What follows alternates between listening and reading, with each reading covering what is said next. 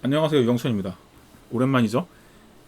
인프런에서 아마 강좌 보시는 분들, 연속해서 앞에 기초편에 붙여서 이걸 보시는 분들은 딱히 오랜만은 아니겠지만, 저 개인적으로는 사실 이게 영상 찍는 게 꽤 오랜만이에요. 디스가 D3D 12 기초편 한 지가 벌써 거의 여름 끝물쯤에 끝내고, 이제 가을 되는데, 얼마나 됐을까? 좀 시간이 됐죠? 어쨌건, 요 내용은 뭐냐면, 그 앞에 사실 뭐꼭 필요하다고 생각되는 내용들은 제가 여기 보면 인프런에 올렸거든요. 인프런에 D3D12 프로그래밍 기초편이라고 이미 있어요. 요거의 후속입니다. 후속인데 어 뭐 사실 핵심적인 내용은 여기다 다 다뤘고, 그러니까 보너스 같은 내용이에요. 지금 거는. 그래서 이것을 심화라고 부르기도 참 애매하고, 심화는 아니 확실히 아니고, 그렇다고 완전 기초라고 보기에도 약간 그렇고 해서 딱히 생각이 안 나서 제가 제목을 프로그래밍 D3D12 프로그래밍 기초 플러스라고 이렇게 지었습니다. 그래서 내용은 현재 슬라이드 자체는 8개가 있어요. 8개고 소스 코드가 이미 다 올려놨습니다. 기터브에 가시면 제 기터브 메가hertz 검색하셔가지고 가시면 여기 D3D12 렉처라고 있죠. 여기서 1번부터 12번까지가 앞에 D3D12 프로그래밍 기초편이 여기 1번부터 12번까지 소스 코드를 다루고 있어요. 그리고 13번부터 22번까지가 기초 플러스에 들어갈 것들인데요. 오늘은 13번 스프라이트 할 거고요. 이게 분명히 도움이 될 거라고 생각은 하는데, 어쨌건 뭐 렌더링 코드를 처음 작성할 때 꼭 필요한 내용까지는 아니어서 도움이 됐으면 좋겠네요. 어쨌건 그렇고, 제가 앞의 내용은 설명을 드릴 수가 없어요. 그래서 이게 13번부터 처음 보시면 만약에 앞의 내용을 전혀 안 보신 분들이라 그러면 약간 이게 뭔 소리냐 하실 수 있는데, 그 부분에 대해서는 어쩔 수가 없고 그거는 앞에 강좌를 좀 보시라고 말씀을 드릴 수밖에 없네요. 그래서 여기 앞에 나와 있는 강좌 보면 1, 2편은 미리 보기가 있어요. 무료거든요. 그거 보시고 나한테 도움이 되겠다 싶으시면 뭐 유료 구매 해주시면 좋고, 봤는데 그냥 그렇다, 뭐 안 봐도 될 것 같다 그러시면 스킵하시면 됩니다. 그래서 자, 오늘 내용 얘기해 볼게요. 오늘은 스프라이트 오브젝트를 할 거예요. 스프라이트 오브젝트, 요새도 스프라이트란 말 쓰나?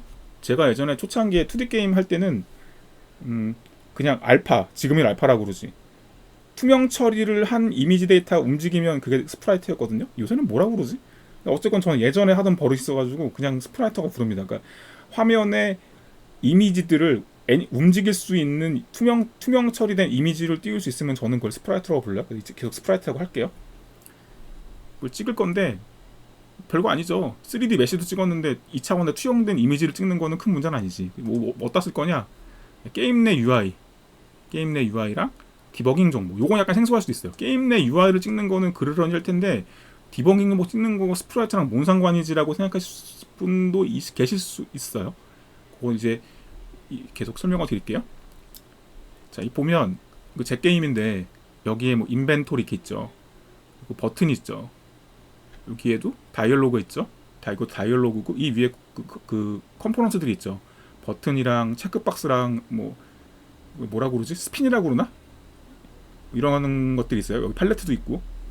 얘네들이 기능적으로 버튼이나, 여긴 리스트박스예요. 이거 리스트박스고, 이거 스크롤바죠. 이 스크롤바와 다이얼로그와 리스트박스, 버튼, 요거는 프로그레스바, 이런 녀석들이 어떻게 만들어졌냐면 이 렌더러가 지원하고 있는 스프라이트 기능 가지고 만든 거예요. 그래서 기초적으로 내가 엔진을 개발하고 있고 걔네들을 가지고 내 게임을 만들겠다 하면 반드시 따라옵니다. 여기 사실 제가 지금 보시면 스프라이트만 있는 게 아니라, 그러니까 이런 것들은 스프라이트 기능 가지고 만든 거고, 이 버튼 위에 글자 올라가 있죠. 이 글자들 이런 것도 다 텍스트 렌더링인데, 미리 말씀을 드리자면 저 텍스트 렌더링을 구현을 하기 위해서 지금 스프라이트 얘기를 하는 거예요. 사실은 별개가 아니라 이 텍스트 렌더링 자체도 스프라이트 코드에 기반을 두고 있습니다.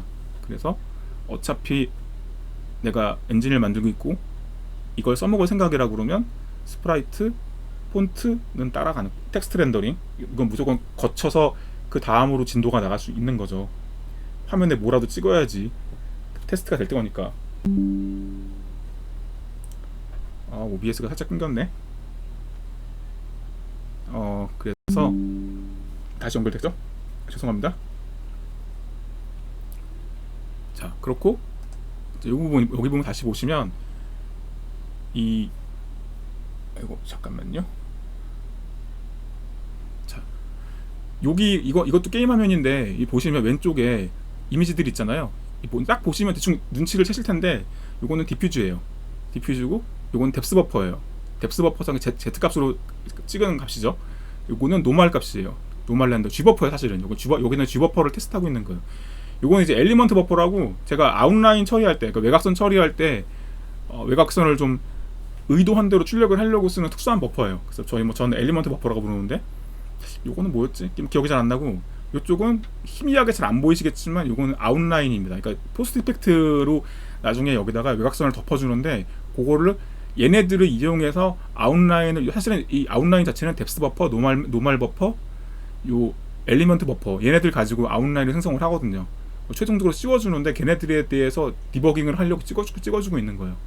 이런 식으로 스프라이트 기능을 만들어 두면 내부에서 디버깅을 할 때도 이걸 많이 쓰게 됩니다. 자, 요거는 뭐냐면 이거는 CEF라고 그래요. 크롬 임베디드 프레임워크 맞나? 크로미움 임베디드 프레임워크. 그래서 그 오픈 소스로 진행되는, 그러니까 크로미움 웹브라우저 크로미움을 그 내 프로젝트에 임베디드 하기 위한 오픈 소스 프로젝트가 있어요. 그래서 그거 가지고 제 게임 안에서 웹브라우저를 구현을 했고 그 웹브라우저를 요 스프라이트를 이용해서 출력을 하고 있는 거예요. 그래서 클릭도 할 수 있어요. 요거도. 그래서 요거 그냥 요 쉐이더 토이 화면인데 이런 식으로 테스트를 하고 있고요.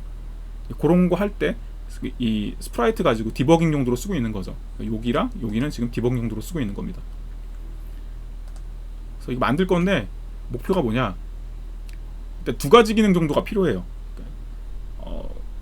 뭐 사실 한 가지 기능의 응용이긴 한데 이게 이제 뭐 기본적으로 생성을 할 때 이미지 이름, 파일 이름이랑 거기에 좌표 어디서부터 어디까지 읽어올 건지 그런 정도의 파라미터를 넣어서 고정적으로 이 스프라이트는 무슨 스프라이트다 이름을 정해가지고 쓰는 경우, 이런 거는 이제 주로 게임 UI라든가 그런 것들 쓰는 거고, 또 하나는 중요한 거는 이제 이후로 중요한 거는 빈 스프라이트예요. 스프라이트인데 내용이 비어 있는 거죠. 왜 비어 있을까? 나중에 거기다가 업데이트를 할 거니까, 실시간으로 업데이트를 할 거니까 빈 스프라이트가 필요하죠. 디버깅 용도 아까 이런 것들이 다 빈 스프라이트예요. 이거 엠티 스프라이트라고 보통 저는 그렇게 적어놓는데, 빈 스프라이트 만들어서 렌더러 안에서 여기다가 계속 그 락을 걸어서 요 프레임 버퍼 내용을 G 버퍼 내용을 여기다가 전송을 해가지고 화면에 출력하고 있는 거예요. 그런 용도. 그 다음에 이후에 다다음에 보여드릴 텍스트 렌더링 할 때 뭐 이제 그건 나중에 최종적으로 좀 더 최적화가 되긴 하겠지만, 텍스트 렌더링을 최초로 구현할 때는 요 비어있는 스프라이트 기능을 이용해서 텍스트 렌더링을 구현을 할 거예요. 뭐 그런 여러 가지 용도로 쓰게 됩니다. 그리고 Z값이 적용되어야 된다는 건 뭐냐? 아마 그냥 이거 처음 구현하실 분들은 그렇게까지 생각은 안 하실 텐데, 얘네들이 이게 3D 게임이잖아요. 3D 게임인데 여기서 2D 이미지를 찍는다는 것은 결국 이 3D 객체들하고 상호작용이 돼야 돼. 상호작용이 된다기보다 여기서 조화를 깨뜨리면 안 돼. 뭔 얘기냐? 얘네들은 다 Z값이 있잖아요. 이거 얘도 Z값을 가져야 된다는 거야. 예를 들자면. 왜? 예를 들어서 머리 위에 이름을 찍는다고 생각해봐요. 머리 위에 이름을 찍는데 어떤 캐릭터가 있어. 내 눈앞에서 알짱알짱 하다가 걔가 벽 뒤로 들어갔어. 벽 뒤로 들어가면 안 보이겠죠. 안 보이는데 스프라이트를 렌더링하는 체계가 3D 메시 렌더링하는 체계랑 되게 굉장히 다르다면, 예를 들어 걔는 뎁스 버퍼 처리를 안 한다, Z값을 가지고 있지 않다라고 하면, 그러면 캐릭터는 벽 뒤에 들어가서 안 보이는데 그 녀석의 이름은 벽 앞에 나와서 나한테 보일 수 있겠죠. 그런 상황이 오면 안 된다는 거고, 이건 캐릭터 이름뿐만 아니라 예를 들어 게이지 바 같은 거 있잖아요. 그 HP 게이지, 뭐 MP 게이지에서 뭐 아니면 적 상태, 내 플레이어나 다른 플레이어, 다른 몬스터들의 머리 위에 띄워주는 상태 같은 거 있잖아요. 상태 이상이라든지 뭐 그런 것들을 2D로 찍을 텐데 이게 Z값을 가지지 않으면 마찬가지로 벽 뒤에 숨거나 했을 때 3D 메쉬는 안 보이는데 2D 아이콘이나 이런 거는 보이게 된단 말이에요. 그런 사태를 막기 위해서 이 스프라이트 같은 거 구현할 때도 나중에 텍스트도 마찬가지지만 자기만의 Z값을 가져야 돼요. 그래서 이게 생각보다 중요하기 때문에 구현할 때 꼭 신경을 써야 됩니다. 그 다음에 이 생성할 때 이미지의 일부를 잘라서 스프라이트 사용한다. 이 뭐냐면 소위 말하는 아틀라스 얘기예요. 그냥 그러니까 작업상의 편의라든가 아니면 메모리의 전략이라든가 여러 가지 이유 때문에 로딩 타임이라든가 등등 해서 이렇게 이미지 하나에다가 여러 개의 서브 이미지를 박아서 걔네들을 잘라 사용할 수 있겠죠. 그런 기능들을 지원을 해야 된다는 거예요. 결국 나중에 이미지 작업하다 보면 아트 쪽에서 UI 작업하다 보면 결국 이런 식으로 갈 텐데 그거를 그 엔진의 API 레벨에서 미리 제공을 해야 된다는 얘기죠. 그리고 이렇게 읽은 상태에서도 다시 요 안에서도 렉트를 잡아갖고 사각형을 잡아서 그거를 이동해가면서 찍을 수 있어야 된다는 거예요. 그러니까 출력할 때 이거 그런 거 있잖아요. 왜 그 커튼이라고 해야 되나? 셔터가 내려가고 올라가듯이 요런 것도 요런 이미지 하나 여기서 만약에 지금 이것도 큰 아틀라스 한 장인데 여기서 4분의 1 영역을 잡아가지고 여기서도 위에서 아래로 쫙 스크롤되는 걸 보여주고 싶다. 그러면 요만큼 렉트를 잡아가지고 출력을 할 때 XY 얼마부터 사이즈 얼마까지 렌더링 한다를 계속 바꿔서 렌더링을 해주는 거죠. 그러면 이렇게 머리 위부터 쭉 내려가면서 렌더링 할 수 있겠죠. 그런 기능들이 제공이 돼야 되고 여기서 보여주는 요런 데서 보여주는 이런 스크롤 바라든가 여기 리스트 박스 그 리스트 박스에 지금 여기 클리핑 돼 있죠. 얘가 리스트 박스인데 이 아이콘 보면 리스트 박스에 영역을 넘어가지 않도록 클리핑 돼 있죠. 얘도 그런 기능들 그러니까 여기에서 일부를 잘라서 렌더링 할 수 있는 기능 가지고 만들었다는 거예요. 그래서 그런 게 이제 처음 구현을 할 때 필요하다. 요 그림에서 보여드리고 있는 거고요. 이 1024x1024 이미지에서 얘네들을 잘라가지고 요 데모를 먼저 보여드릴까요? 이 데모를 보시면 데모 코드 보시면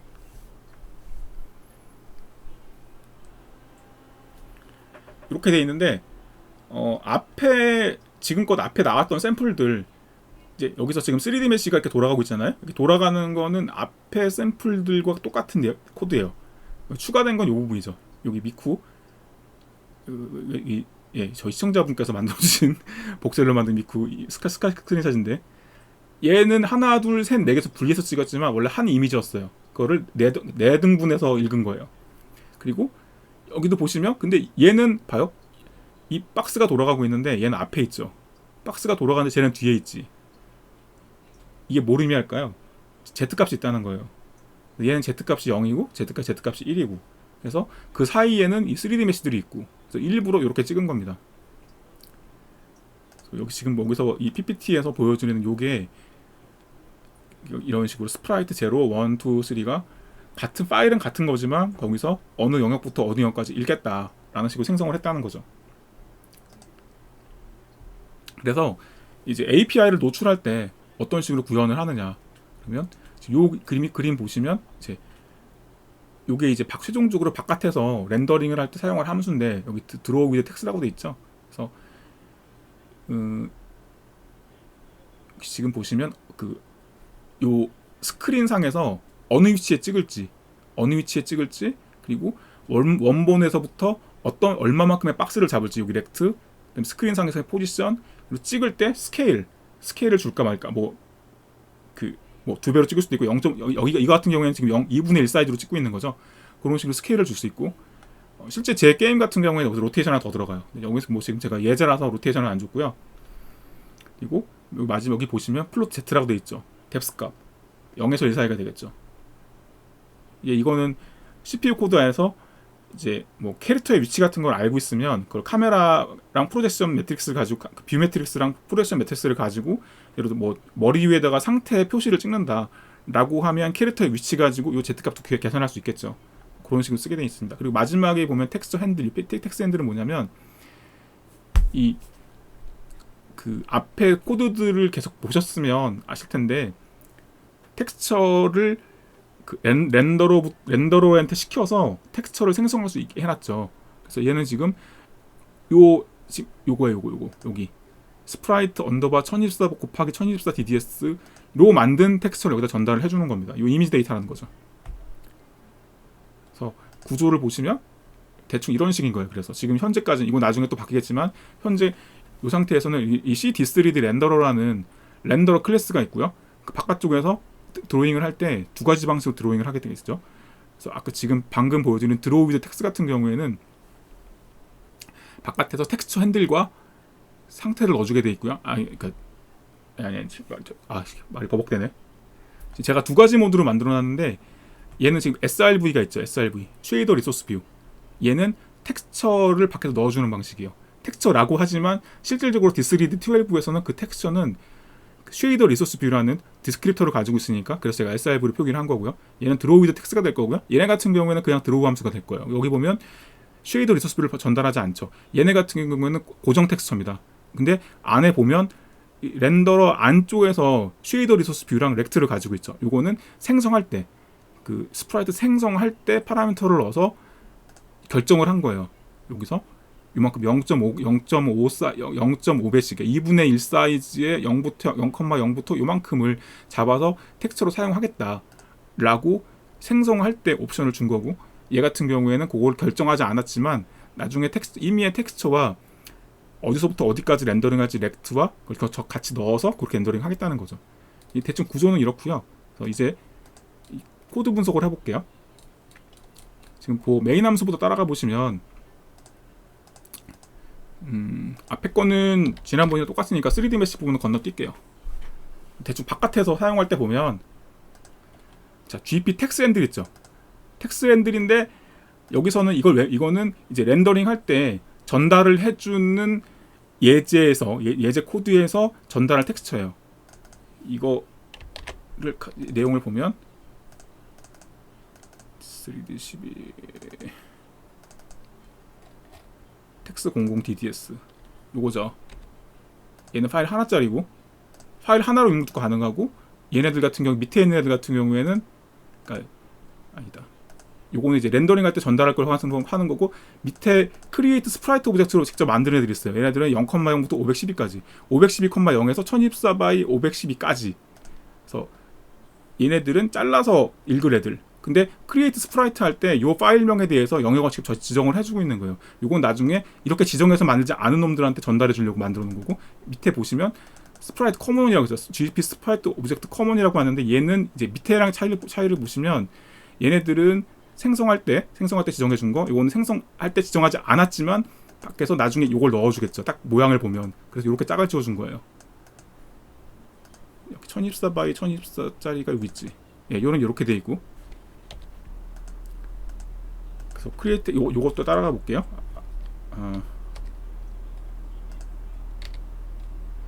앞에 거 안 보신 분들은 약간 생뚱맞을 수도 있지만 앞에 코드에서 사실 별로 바뀐 게 없어요. 그래서 제가 먼저 번에 리소스 매니저에서 파일로부터 그 텍스처를 생성하는 함수를 다 작성을 했었고 그거 잠깐 따라가 보자면 이건 이제 다이렉트 텍스 라이브러리 사용을 해서 읽고 있고 잘 읽었으면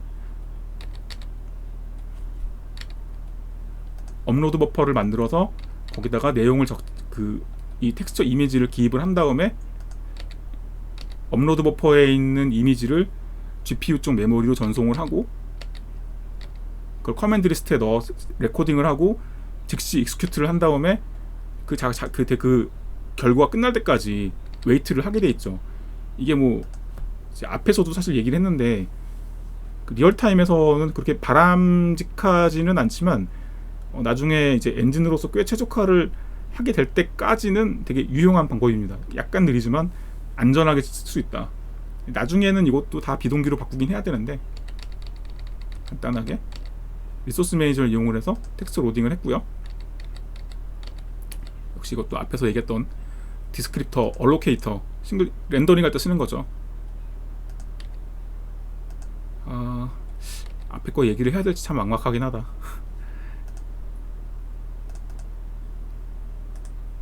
이거 텍스처 핸들이라고 해봤자 GPU 메모리 D3D12에서는 그 리소스와 리소스를 직접 GPU에 바인딩할 수 있는 GPU 파이프라인에 바인딩할 쉐이더 리소스 뷰가 디스크립터라는 이름으로 따로 들어가요.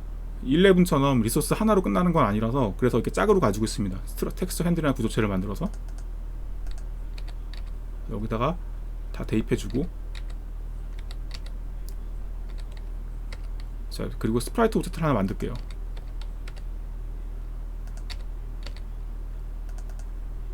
밖에서 텍스처를 지정을 해주거나 아니면 그 스프라이트 생성할 때 이미지를 바로 넣어주거나 어느 쪽이든 렌더링 할 때 필요로 하는 리소스는 기본적으로는 같아요. 그러니까 D3D T1202 루트 시그니처와 파이프라인 스테이트가 필요하죠. 그리고 2D 이미지라고는 하지만 어차피 3D API라서 3D로 찍어야 하기 때문에 버텍스 버퍼가 필요하죠. 그래서 지금 여기서는 이니 커먼 리소스에서는 루트 시그니처랑 파이프라인 스테이트 그리고 기본적인 버텍스 버퍼 세팅을 해줄 겁니다. 루트 시그니처 세팅하는 대로 가보면 스프라이트를 렌더링 할 때는 기본적으로 지금 보면 제가 코드에 이후 설명을 해드릴 텐데 상수 버퍼 하나랑 srv 하나를 써요. 그러니까 텍스처 하나인데 텍스처 하나가 GPU 렌더링 파이프라인에 바인딩 되기 위해서는 이제 쉐이더 리소스 뷰가 돼야 되는 거죠. 쉐이더 리소스 뷰라는 디스크립터가 필요한 거죠. 그래서 CBV도 컨스턴트 그 디스크립터 형태로 표현이 될 거고, 그래서 지금 바인딩할 쟤는 CBV 하나, srv 하나, 요거를 대응되는 이거 가만 있어 보자. 여기에 제가 코드로 표현을 해놨을 것인데 여기다가 안 적어놨네. 요것이 쉐이더 코드에서 보면 여기 sh 스프라이트 HLS를 보면 얘죠. 텍스처 2D 텍스트 디퓨즈 레지스터 T0 그리고 C 버퍼 상수 버퍼죠. 컨스턴트 버퍼 스프라이트 레지스터 B0 그거를 여기 루트 시그니처에서 선언을 해주고 있는 거예요. 샘플러도 있네요. 샘플러는 어디 있을까? 샘플러는 아래쪽에서 샘플러 정의를 해준 다음에 얘는 그 루트 시그니처 만들 때 하나 넣어주게 돼. 자동으로 넣어주는 거예요. 이거는 내가 명시적으로 생성을 한 샘플러를 생성하지 않고 좀 편하게 쓸 수 있도록 루트 시그니처 생성할 때 같이 넣어줄 수 있습니다. 이런 식으로. 그래서 루트 시그니처 생성 잘 되고요. 그 다음에 필요한 거는 파이프라인 스테이트. 파이프라인 스테이트는 뭐가 들어가죠? 쉐이더, 버텍스 쉐이더, 픽셀 쉐이더 와 그 렌더링 스테이트들. 자 일단 지금 쉐이더 코드는 제가 방금 보여드렸고, 여기에 쉐이더 코드에 메인 함수 보시면 이렇게 돼 있죠. 요게 버텍스 쉐이더 메인이고 픽셀 쉐이더 메인이죠. 이 심플합니다. 코드 설명 조금 더 다시 하는 걸로 하고, 자 CPU 타임라인에서는 걔네들을 읽어서 D3D 컴파일 프롬 파일이라는 함수로 쉐이더 컴파일을 해요. 그리고 버텍스 포맷이 버텍스 레이아웃을 정해야 되겠죠. 아까도 얘기했지만 2D 이미지지만 3D로 렌더링을 하기 때문에 버텍스 데이터가 필요해요. 그래서 기본적인 포지션 데이터, 그다음에 컬러 값, 텍스처 좌표, 그 파이프라인 스테이트를 이제 각종 렌더 파이프라인 스테이트 직접 만들 건데, 레이아웃은 위에서 지금 기술한 이 버텍스 포맷으로 들어갈 거고요. 루트 시그니처 아까 위에서 만들었죠. 세팅해주고 VSPS 버텍스 쉐이더, 픽셀 쉐이더 위에서 지금 컴파일 했습니다. 얘도 넣어주고, 레스터라이즈 스테이트는 디폴트면 알파 블렌딩 빠진 걸 거예요. 그래서 이거 이 C-D3DX12 레스터라이저 디스크립터 이거 생성자로 만드시면 디폴트가 만들어져요. 디폴트 상태가. 이거 디폴트에서는 아마 알파 블렌딩 빠져 있을 거예요. 블렌드 스테이트 빼줘. 이것도 알파 블렌딩 빠져 있는 거고, 알파 블렌딩 자체는 블렌드 스테이트에 들어가게 되겠죠. 레스터라이즈 스테이트에는 뭐가 들어가더라. 자 잠깐 좀 오랜만에 멤버를 좀 볼까. 필 모드, 뭐 솔리드냐 와이어 프레임이냐, 컬 모드, 시계 방향이냐 시계 반대 방향이냐, 컬링할 면에 대해서, 뎁스 바이어스, 이거는 이제 뎁스 테스트 할 때 바이어스 줄 거냐 말 거냐, 얼마 줄 거냐, 뭐 그런 내용이고, 기본적인 것들. 여기는 알파 블렌딩 들어가지는 않네요. 블렌드 스테이트 가보면 여기는 알파 블렌딩 정보가 들어가겠죠. 이건 지금 알파 안 쓸 거예요. 아마 제가 설정했을 때.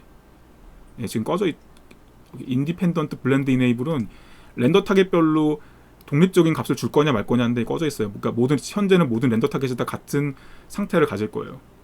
블렌드 이네이블 꺼져 있죠. 아주 기본치입니다. 뎁스 스탠시 스테이트는 less equal, 작거나 같으면 덮는 거. 스탠시 버퍼 안 쓰고 컬 모드, 컬링 모드 예. 이건 제가 디버깅 때문에 그 논으로 할 때가 있어가지고 지금 명시적으로 그 뒷면을 안 그린다 또 설정을 해준 거예요. 쭈쭈쭈 됐고 렌더 타겟 포맷은 R8888 그러니까 32비트 포맷이고 뎁스 버퍼 32비트고 오케이. 그래서 파이프라인 스테이트 생성 끝났어요. 그리고 버텍스 쉐이더 코드 그러니까 코드 객체는 필요 없기 때문에 여기서 릴리즈 해줍니다. 정확하게는 블랍이라고 그러는데 코드가 컴파일 되어 있는 그 내용이 블랍이에요. 그걸 다 이제 실제 쉐이더 객체 만들었기 때문에 필요 없어서 여기서 릴리즈 해주고요. 메쉬 3D 메쉬 버텍스 데이터를 이게 여기서 그 어떻게 보면 박스잖아요. 박스면 정규좌표계가 그 가로 세로가 마이너스 1에서 1까지니까 그렇게 하는 게 좀 더 그 뭐라 그럴까 원리에 맞지 않나라고 생각할 수 있는데 이게 코드를 짜보면 특히 2D 렌더링 할 때는 해보시면 느낄 텐데 이게 0에서 1 사이가 더 맞아요. 그러니까 왜냐하면 스케일 값 들어가거나 그 이미지 특성상 그리고 좌표계 화면 좌표계랑 매핑을 하려고 그러면 실질적으로 제가 이거 작성을 할 때 외부에서 이미지를 렌더링 할 때는 정규 좌표계가 아니라 스크린 좌표계로 값을 넣어주거든요. 그거에 매핑을 시키려고 그러면 버텍스에 있는 좌표도 0에서 1 사이로 하는 것이 코드 짤 때 수월합니다. 그래서 지금 포지션 좌표 같은 경우에도 0에서 1 가로 세로 0에서 1 사이로 박스 형태로 좌표를 준 거예요. 요건 칼라 값은 전부 다 일괄적으로 1111 그러니까 흰색이게 되겠죠. 그리고 UV 좌표도 뭐 임의로 넣어준 건데 임의 좌표로 뭐 0.01부터 0.0부터 1.0까지 그러니까 이것도 나중에 가공을 하게 될 거예요. 그러니까 얘네들 위치 좌표와 텍스처 좌표는 쉐이더 안에서 어차피 가공을 합니다. 그러니까 이 보시면 아시겠지만 여기서 렌더링 할 때 바꾸거든요. 얼마만큼 샘플링을 할지 어디 위치에 찍을지를 조정을 하기 때문에 여기에 있는 그 포지션 좌표랑 텍스처 좌표는 나중에 가공하기 편한 상수예요. 그냥 그래서 여기서 뭐 렌더링할 위치를 정해서 주는 건 아니에요. 그리고 인덱스 버퍼 012, 023 그냥 박스죠. 간단하게 박스죠. 버텍스 버퍼 여기서 생성해주고 인덱스 버퍼도 생성해주고 자 그러면 준비 끝났죠. 그리고 이 이닛 래퍼 카운트는 이제 앞에서도 계속 이런 식으로 해왔는데 이 D3 이 렌더러 여기 제가 그림 제대로 그려놨을까요? 네, 여기도 그림을 보면 스프라이트 오브젝트가 지금 3개가 있잖아요. 어떻게 보면 얘네들이 들고 있는 리소스는 다르죠. 얘가 SIV도 각각 들고 있고 얘도 바깥에서 생성한 SIV를 던져줄 거니까 이런 건 다르지만 파이프라인 스테이트랑 같은 종류의 객체라면 그러니까 스프라이트 오브젝트 혹은 3D 메쉬에서 뭐 캐릭터 렌더링 한다 뭐 이런 식으로면 걔네 타입들은 다 같은 파이프라인 스테이트와 같은 루트 시그니처 애초에 쉐이더가 같잖아요. 그러니까 쉐이더가 같고 같은 방법으로 렌더링 한다면 얘네들은 모두 파이프라인 스테이트랑 적어도 루트 시그니처까지는 같은 걸 쓸 수 있겠죠. 그래서 얘네들은 제가 일부러 싱글톤이란 말 별로 안 좋아하는데 이렇게 스태틱으로 박아가지고 공유할 수 있게 해둔 거예요. 근데 얼마만큼 공유하고 있는가를 레퍼런스 카운트로 표시를 하고 있는 거죠. 그리고 버텍스 버퍼랑 인덱스 버퍼는 저것이 3D 메쉬였다면 그 당연히 뭐 예를 들어 강아지 메쉬랑 사람 메쉬가 있으면 걔네들은 모양이 다르니까 저걸 공유할 수 없을 텐데 얘네들은 스프라이트잖아. 2D 스프라이트이기 때문에 그리고 렌더링 할 때 걔네들을 스케일을 시키던가 변형을 시켜서 렌더링 하는 거기 때문에 강체 변환만 하기 때문에 점 데이터, 인덱스 데이터 똑같이 그대로 쓸 수 있다. 그래서 쟤네들도 공유하게 돼 있고요. 그래서 여기 지금 이렇게 한 덩어리 돼 있죠. 그래서 얘네들이 다 공유를 하는 거고 이런 경우에 얘네들은 레퍼런스 카운트가 3으로 올라가는 거죠.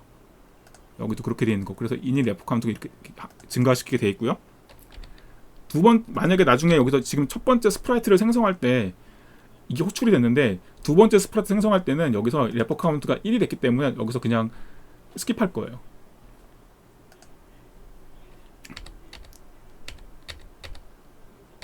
길게 왔죠. 자, 그리고 두 번째 케이스.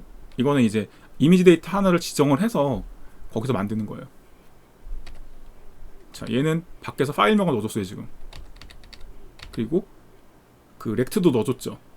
뭐 포지션 뭐 예를 들어 지금 이거는 0,0부터 512 by 512만큼 잘라가지고 내가 텍스처 데이터로 쓰겠다는 거예요. 자, 이니셜라이즈 함수로 가봅시다. 이니 커먼 리소스 함수로 들어갈 텐데 방금 전에 필요한 루트 시그니처랑 파이프라인 스테이트 다 생성했죠. 버텍스 버퍼, 인덱스 버퍼 다 생성했죠. 그리고 이미지는 다를지라도 렌더링 할 때 스프라이트는 다 똑같은 리소스를 쓸 수 있다. 그러니까 버텍스 버퍼, 인덱스 버퍼, 파이프라인 스테이트, 루트 시그니처 전부 똑같은 거 쓸 수 있다 했으니까 바로 여기로 넘어간 겁니다. 공유하고 있으니까 레퍼런스 카운트 올려야 되겠지. 2가 됐어요. 당연히 성공적이고, 아까는 텍스처를 따로 생성했는데 여기서는 파일명을 받았기 때문에 이 자리에서 생성을 할 거예요. 그냥 뭐였지 아까? 스프라이트 1024 곱하기 1024 DDS 잘 생성을 했고, 내가 이걸 제대로 저거 만들어놨나 모르겠네. 텍스처 매니저를 아직 안 만들었구나. 나중에 뒤에 텍스처 매니저 얘기가 나오는지 잘 모르겠어요. 가물가물해서. 이거 같은 경우에도 그 원래는 얘랑 똑같은 텍스처 파일이 있는지 확인을 한 다음에 그 해시맥 같은 거 만들어서 그걸 관리를 해줘야 돼요. 그래서 두 번째로 만약에 지금 이 코드 봤을 때 메인 함수에서 보면 한 번, 두 번, 세 번 요거 같이 불리죠. 요거 이런 경우에는 얘도 공유시켜야 되거든요. 지금 이거는 스프라이트를 보여주기 위한 코드이기 때문에 여기서 딱히 구현을 안 해놨어요. 다음번 할 때 들어갈 수도. 그래서 얘는 지금 스프라이트 생성할 때 이미지를 바로 읽었기 때문에 그 이미지의 정보를 가져와서 걔를 일단은 사이즈를 지정할 수 있습니다. 그러니까 얘 디폴트 사이즈는 정해지는 거예요. 여기서 텍스트 위드 1024죠. 나는 여기서 512 곱하기 510기만 쓰겠다고 했지만 이 이미지에 대한 정보 자체는 1024를 가지고 있는 거죠. 자, 렉트가 주어졌습니다. 렉트가 주어졌으니까 원래 이미지 대비 지금 렉트 얼마 줬죠? 제가 512 by 511을 줬잖아요. 라고 하는 것은 얘 원래 이미지는 1024 by 1024니까 결과적으로는 이 스프라이트는 원래 이미지의 0.5배 2분의 1 사이즈로 찍겠다는 거예요. 그래서 이 녀석의 디폴트 스케일 값을 여기 정할 수 있겠죠. 이런 식으로 0.5, 0.5 이것은 렌더링 할 때 나중에 전달이 될 겁니다. 그렇죠? 자, 또 두 번째 이번에 512 곱하기 512,0 위치부터 1024 by 512까지 렉트가 주어졌어요. 이것도 이제 쭉쭉 똑같습니다. 이제 이니셜라이즈 가서 일로 가봤자 분명히 이미 초기화 돼 있고 얘도 공유할 거니까 바로 true로 가죠. 레퍼런스 카운트 하나 올려주고 여기서는 텍스처 매니저를 아직 제가 구현을 안 했기 때문에 불필요하게 여기서 중복해서 저 DDS를 또 한 번 읽고 있어요. 렉트가 주어졌기 때문에 자, 이 렉트의 사이즈를 계산을 해보면 역시 얘도 512 by 510이죠. 그러니까 얘도 스케일 값은 0.5, 0.5가 되는 거예요. 이렇게 같은 방식으로 4개를 쭈루루 다 만들었어요. 여기도 마찬가지.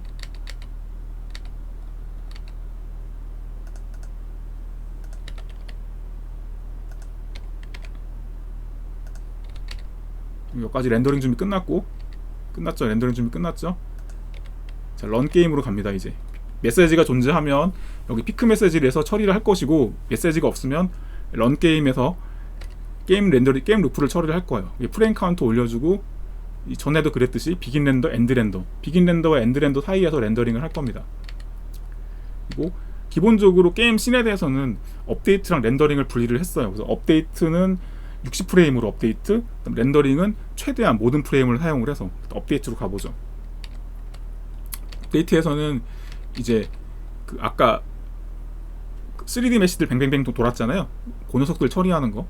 그래서 지금 매트릭스 갱신하는 부분이고요.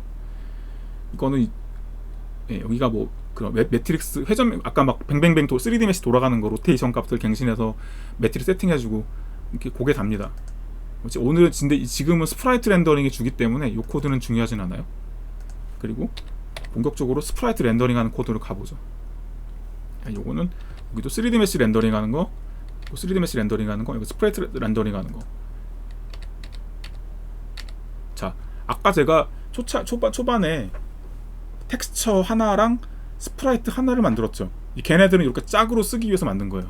여기 스프라이트 OBJ 커먼, 뭐 이름 봐서 눈치할 수 있겠지만 여러 개의 텍스처를 만들었을 때 걔네들을 사용을 해서 여기 여러 개의 텍스처를 여기다가 그냥 전달을 해서 찍겠다는 거죠.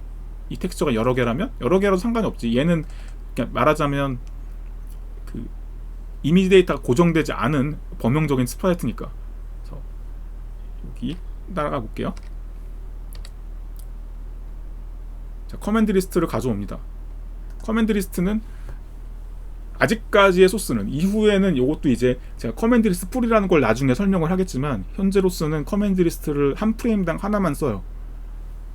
그리고 먼저 번 내용에서 중첩된 프레임 렌더링을 제가 소개를 했었죠. 그래서 현재 컨텍스트 인덱스라는 게 있어요.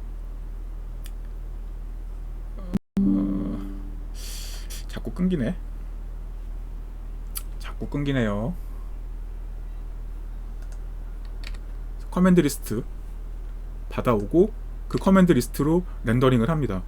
이게 그 앞에 거를 안 보신 분들을 위해서 그래도 잠깐 첨언을 하자면 D3D12는 렌더링을 한다고 렌더링을 되는 게 아니고 커맨드 리스트라는 놈한테 렌더링 커맨드를 레코딩을 시킨 다음에 그 녀석을 마지막에 제출을 해서 렌더링을 하는 방식입니다. 그래서 렌더링 전에 이렇게 커맨드 리스트를 할당을 받아오는 거예요. 할당, 개념적으로는 할당이죠. 예, 지금 여기서는 정해져 있지만 커맨드 리스트가 프레임마다 정해져 있지만,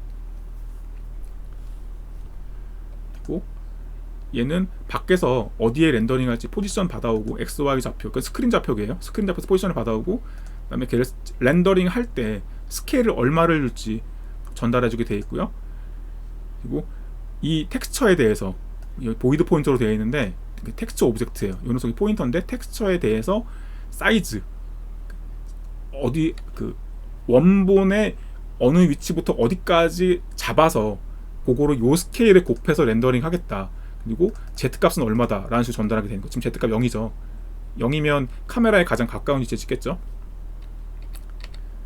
해서 드로우 위드 텍스트로 갑니다. 그러니까 결과적으로는 다 이 함수를 쓸 거예요. 그러니까 처음에 텍스처를 스프라이트를 생성을 하자마자 이미지를 지정을 해서 텍스처를 로드하든 나중에 텍스처를 따로 전달을 하던 간에 실질적으로는 다 이 함수 가지고 렌더링을 합니다.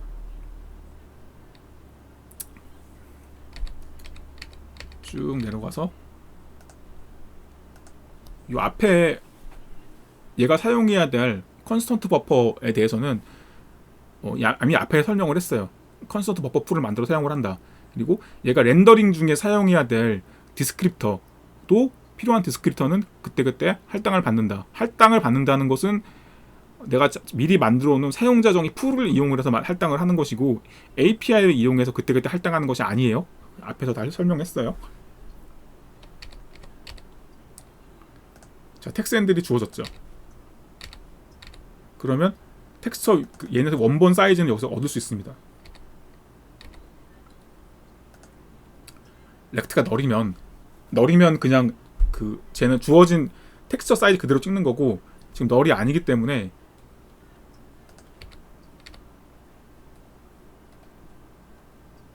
렉트 가지고 계산을 할 거예요. 이거는 이제 그 앞에 3D 메쉬 렌더링 할 때랑 마찬가지로 렌더링 할 때 디스크립터, 그러니까 GPU 타임라인 쪽에 전달해야 될 데스티네이션 그 디스크립터 테이블로 사용할 흰 메모리가 필요해요. 그것도 전에 설명을 드렸었죠.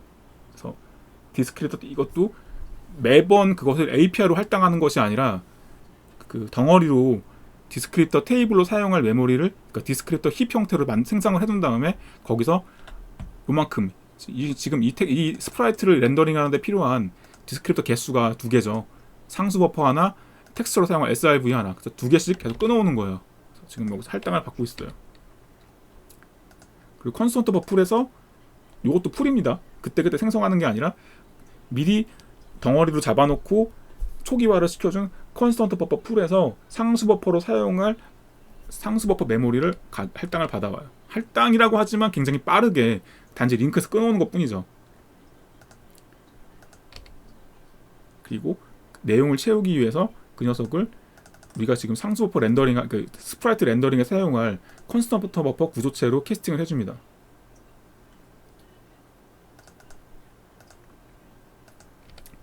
그래서 쉐이더에서 필요한 그 쉐이더에서 필요한 파라미터로는 지금 이거는 제가 밖에서 전달을 할 때 그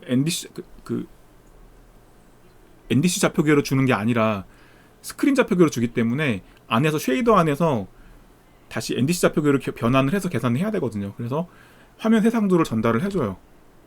그다음에 내가 원하고는 렌더링 위치, 스케일 값, 그리고 원본 텍스처의 사이즈,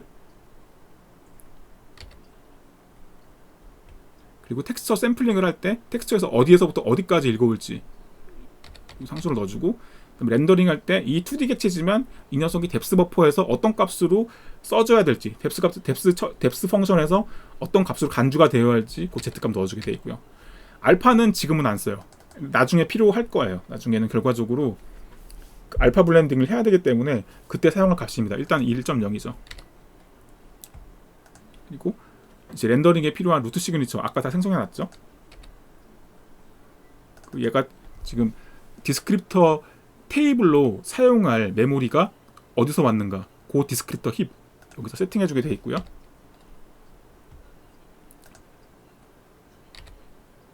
그리고 아까 디스크립터 테이블로 사용할 메모리, 그 GPU 메모리 여기서 받아왔는데 그 녀석한테 실질적으로 지금 상수 버퍼 내용이 기록되어 있는 그 디스크립터를 카피를 해줘요. 이제 그 렌더링용 디스크립터 테이블을 여기서 구축을 해주는 거죠.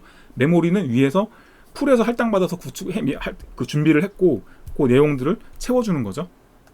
첫 번째는 아까 루트 시그널에서 봤지만 첫 번째 칸에는 상수 버퍼가 들어오고 두 번째 칸에는 텍스처가 들어갈 거니까 먼저 카피 디스크립터 심플로 상수 버퍼 내용을, 상수 버퍼의 디스크립터를 먼저 카피를 해줘요.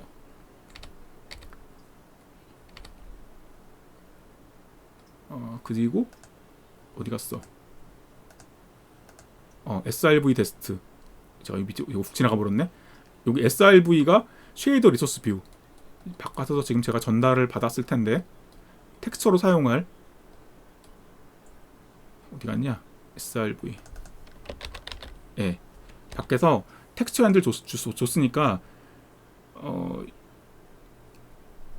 여기 없는 경우는 사실 예외 상황이긴 한데 뭐 현재는 여기 텍스처 핸들을 넣어주는 경우는 없어요. 예, 텍스처 핸들은 당연히 들어오고, 텍스처 핸들은 아까 말씀드렸지만 걔는 디스리드12 리소스와 그 디스리드12 리소스로부터 파생돼서 만들어낸 디스크립터를 가지고 있다고 그랬죠. 쉐이더 리소스 뷰 가지고 있으니까 여기서 대입을 해서 가지고 있다가 여기 디스크립터 테이블 구축할 때 상수 버퍼 카피해주고 그 뒷부분에다가 바로 붙여서 여기 카피해줬죠 지금.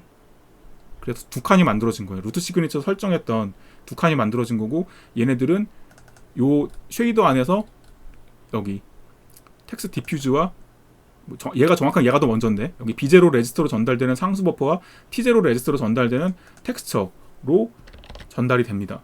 두 칸짜리 만들어졌고요. 파이프라인 스테이트 세팅하고 토포로지 세팅하고 버텍스 버퍼 아까 만들어놨죠? 세팅하고 인덱스 버퍼 세팅하고 이제 드로우 하면 그려집니다. 이렇게 해서 바깥에서 텍스처 핸들을 전달해서 렌더링하는 코드 보여드렸고, 쭉 내려가면 자, 요 녀석들은 텍스처를 지정을 하지 않아요.